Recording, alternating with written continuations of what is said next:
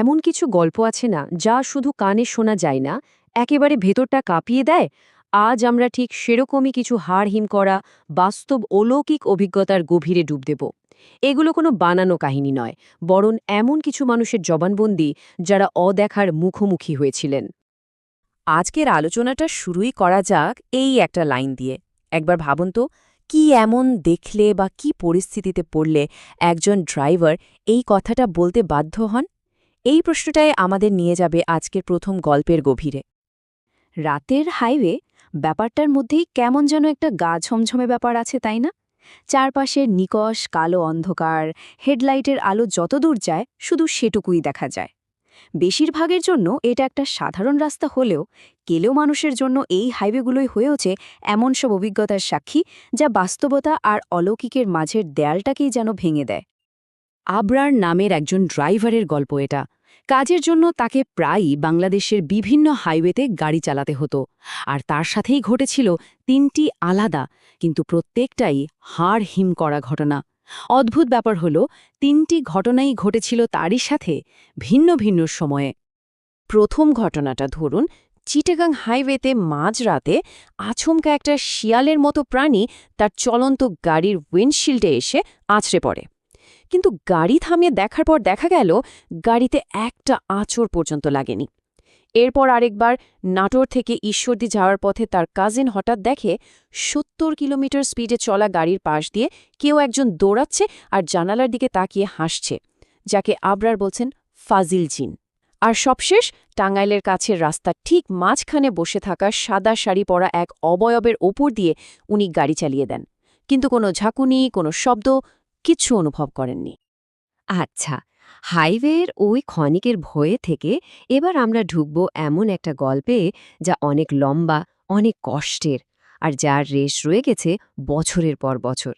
এটা কোনো হঠাৎ ঘটে যাওয়া ঘটনা নয়, বরং এক দীর্ঘ আর করুণ পরিণতির কাহিনী। ১৯৮৫ সাল, শালিনী ফুপুর বেশ ভালো পরিবারে বিয়ে হয়, কিন্তু বিয়ের কিছুদিন পর থেকেই তিনি এক অদ্ভুত অসুস্থতার চক্রে ফেঁসে যান। কিছুদিন অসুস্থ থাকেন, ওষুধে ভালো হন, আবার হুট করে নতুন কোনো রোগে ধরেন। এই লাগাতার অসুস্থতা আর আশপাশের মানুষের বাঁকা কথা শুনতে শুনতে তিনি মানসিকভাবে একেবারে ভেঙে পড়েন। আর তারপরই ঘটে সেই ভয়ঙ্কর ঘটনাটা। এক ভাদ্র মাসের অমাবস্যার রাতে তাকে পাওয়া যায় বাড়ির কাছের একটা গাছের এমন এক উঁচু ডালে ঝুলন্ত অবস্থায়, যেখানে কোনো মানুষের পক্ষে একা ওঠা প্রায় অসম্ভব। আর সেখান থেকেই শুরু হয় এক নতুন আতঙ্ক। আচ্ছা, এই যে ভাদ্র অমাবস্যার কথা বলা হলো, এর একটা বিশেষ কারণ আছে। স্থানীয় বিশ্বাস অনুযায়ী এই সময়টা নাকি অশুভ শক্তিদের জন্য খুব পাওয়ারফুল। অনেকেই মনে করেন শালিনীর মৃত্যুটা কোনো সাধারণ আত্মহত্যা ছিল না, বরং কোনো ভয়ঙ্কর অশুভ শক্তি তাকে বলি দিয়েছিল। শালিনীর মৃত্যুর পরেই কিন্তু সব শেষ হয়ে যায়নি, বরং আসল আতঙ্ক তো শুরু হলো এরপর। গ্রামের মানুষজন তার কবরের পাশ দিয়ে যাওয়ার সময় অদ্ভুত সব ছায়ামূর্তি দেখতে শুরু করে। মজার ব্যাপার হলো, এক একজন এক এক রকম জিনিস দেখত। কেউ দেখছে কালো ছায়া, তো কেউ সাদা, আবার কেউ বলছে লাল। ভয়টা আরও জেকে বসে যখন তার ৪০-আর দাওয়াতে আসা এক অপরিচিত ফকির খাওয়ার পর সোজা কবরের কাছে গিয়ে রহস্যজনকভাবে মারা যান। এখন পর্যন্ত আমরা যা শুনেছি তা হলো অদ্ভুত সব দর্শন আর আতঙ্ক। কিন্তু এরপর ঘটনা মোড় নেয় একেবারে সরাসরি আক্রমণের দিকে। চলুন দেখা যাক দুটো ভিন্ন পরিস্থিতিতে দুজন মানুষ কিভাবে এই অদেখার মুখোমুখি হয়েছিলেন।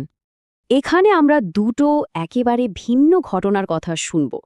একদিকে রাঙা কাকা নামের এক দুঃসাহসী যুবক, যিনি শালিনীর কবরের পাশ থেকে বেরিয়ে আসা এক বৃদ্ধার মতো দেখতে সত্যাকে দেখে ভয় পাওয়া তো দূরের কথা, উল্টো তাকে চ্যালেঞ্জ করে বসেন। আর অন্যদিকে ইমতিয়াজ আহমেদ নামের একজন গার্ড, যাকে কোনো রকম সুযোগ না দিয়েই অদৃশ্য শক্তিরা আক্রমণ করে, আর তিনি হয়ে যান অসহায় শিকার। রাঙা কাকা যাকে নিয়ে মজা করছিলেন, স্থানীয়রা তাকে বলতো পিশাচিনী। এখন এই পিশাচিনী জিনিসটা আসলে কি? লোককথা অনুযায়ী এরা হলো এক ধরনের ভয়ঙ্কর নারী প্রেতাত্মা। মানে রাঙা কাকা আসলে কতটা ভয়ঙ্কর এক বিপদের সাথে রসিকতা করছিলেন তা এখান থেকেই বোঝা যায়।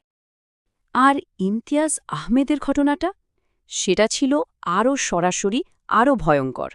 যখন অদৃশ্য শক্তি তার গলা টিপে ধরে তাকে মাটি থেকে শূন্যে তুলে ফেলে, তখন জ্ঞান হারানোর ঠিক আগ মুহূর্তে তার কানে শুধু একটা কথাই বেজেছিল, এটাই তোর শেষ নিঃশ্বাস।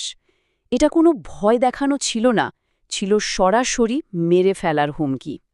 ব্যাপারটা এখানেই শেষ নয়। যখন তার সহকর্মীরা তাকে খুঁজে পায় তখন তারা যা দেখে তা অবিশ্বাস্য। ইমতিয়াজ তার নিজের বেল্ট দিয়ে একটা গাছে ঝুলছিল। এই শারীরিক প্রমাণটা অলৌকিক আক্রমণ আর বাস্তব অপরাধের মাঝের রেখাটাকেই যেন একেবারে মুছে দেয়। আমাদের আজকের শেষ গল্পটা একটু অন্যরকম। এখানে কোনো দীর্ঘ ইতিহাস বা আক্রমণ নেই, আছে শুধু একটা অদ্ভুত দৃশ্য যা একবার দেখলে মাথা থেকে বের করা মুশকিল। ভাবুন, এক বৃষ্টির রাত, জিনাত নামের একটা মেয়ে হঠাৎ বাইরে একটা থপ করে শব্দ শুনল। জানালার কাছে গিয়ে দেখে তাদের লিচু গাছে বসে আছে অদ্ভুত এক প্রাণী। দেখতে অনেকটা বানরের মতো, কিন্তু তার পাগুলো অস্বাভাবিক লম্বা। আর ঠিক তখনই ওটা বুঝতে পারে যে কেউ ওকে দেখছে। সাথে সাথে সেটা গাছ থেকে লাফ দিয়ে নেমে বাড়ির কোণে থাকা একটা পরিত্যক্ত কুয়োর ভেতরে ঢুকে মিলিয়ে গেল। এই অদ্ভুত ঘটনার পেছনের কারণটা জানা যায় আরও পরে। বাড়ির মালি জানায় বহু বছর আগে ঠিক ওই কুয়োতেই একজন মানুষ আত্মহত্যা করেছিল। এই একটা তথ্য যেন পুরো ঘটনাটাকে আরও রহস্যময়, আরও ভয়ঙ্কর করে তুলল। তাহলে প্রশ্নটা থেকেই যায়, জিনাত কি দেখেছিল সেদিন? ওই লম্বা পায়ের অদ্ভুত প্রাণীটা আসলে কি ছিল? ওই কুয়োর আত্মহত্যার সাথে কি এর কোনো যোগসূত্র আছে? এই প্রশ্নগুলোর কোনো উত্তর পাওয়া যায়নি। শেষ পর্যন্ত এই প্রত্যেকটা গল্প শোনার পর আসলে কোনো পরিষ্কার উত্তর পাওয়া যায় না, শুধু কিছু অস্বস্তিকর প্রশ্ন থেকে যায়। এগুলো আমাদের ভাবতে বাধ্য করে যে আমরা যে জগৎটাকে দেখি বা চিনি তার বাইরেও হয়তো অন্য কোনো জগৎ আছে। প্রশ্ন হলো, আমাদের চেনা জানা এই জগতের ঠিক কতটা কাছে লুকিয়ে আছে সেই অদেখা জগৎটা? এই প্রশ্নটাই হয়তো সবচেয়ে ভয়ের।